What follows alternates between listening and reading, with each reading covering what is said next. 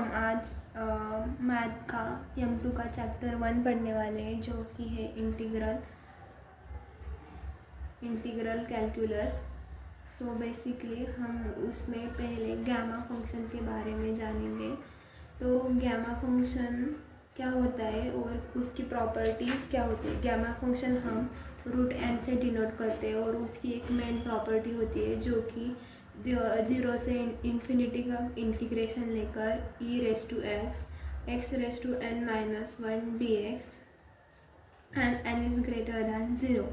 ये एक important property होती है गामा फंक्शन की, जिसकी वजह से हम उसे इस्तेमाल कर हम हमारे बाकी सारे सम सॉल्व कर सकते हैं। तो कुछ प्रॉपर्टी देखते हैं गामा फंक्शन की। जैसे पहली प्रॉपर्टी √n की वैल्यू n-1 फैक्टोरियल होती है, और second property √n+1 gamma n into n ये होती है। तो हम ये सब रिमेंबर करना है हमें सबसे पहले। और एक एग्जांपल देखते हैं गामा फंक्शन का। जैसे you evaluate 0 to ∞ e⁻x² dx। सो हम क्या करेंगे, सबसे पहले जो कि हमारा x² है ना, उसे x² को पुट करेंगे t के बराबर। सो t के बराबर पुट किया तो हमें x निकालना है। x की वैल्यू क्या हो जाएगी, √t। सो उसके बाद हम इसका डेरिवेटिव लेंगे। dx is equal to root का डेरिवेटिव क्या होता है, 1/√t with respect to dt। ठीक है, उसके बाद हम पुट करेंगे ये limits. When x is equal to 0 होता है तब हमारा t पुट करेंगे।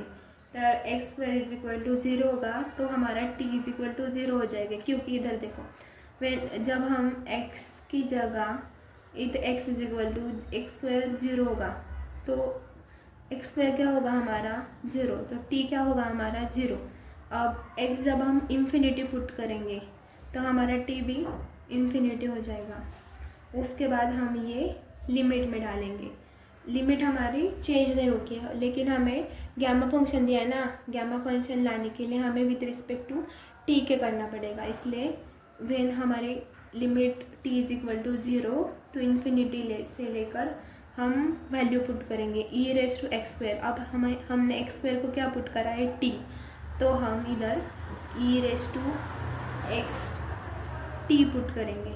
ये क्या है, माइनस है, इसलिए इधर -n with respect to dt। dx क्या है हमारा, dx हमने निकाला अभी, तो हम dx इधर 1/2√t dt ये पुट करेंगे। फिर 1/2 हम कॉमन है इसलिए बाहर निकालेंगे। 0 to ∞ e⁻t 1/√t dt। इसके बाद हमें क्या करना है, 1/2 से लेकर अब हमें 0 to ∞ इंटीग्रेशन लेना है। तो देखो e⁻t है, ये √t क्या होता है, √t कभी भी 1/2 t⁻1/2 होता है। हमें इस √t को ऊपर ले जाना है, तो t⁻−1/2 dt ये हो गया। ये आपको समझ आया हमने क्या किया, e⁻x² था इसलिए हमने e⁻t पुट किया। ठीक है, x² हमारा t था, dx हमने निकाला, dx क्या था 1/2√t dt। इसलिए इसमें से हमने 1/2 बाहर निकाला और 1/√t यहाँ पुट किया, तो t⁻1/−1/2 dt। तो 0 to ∞ हमने क्या पुट किया था, t⁻−1/2 dt, और ये हमारा 1/2 बाहर। तो इसका हम इंटीग्रेशन लेंगे, तो इंटीग्रेशन क्या आएगा, अब हम इसे कंपेयर करेंगे हमारे गामा फंक्शन के साथ। देखो इधर हमारा गामा फंक्शन क्या था, x(n-1) dx, वही लिख लेंगे हम इधर। देखो 0 to ∞ e⁻x x(n-1) dx इधर लिखेंगे कंपेयरिंग विथ गामा फंक्शन।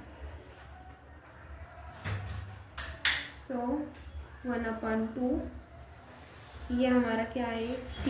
हमें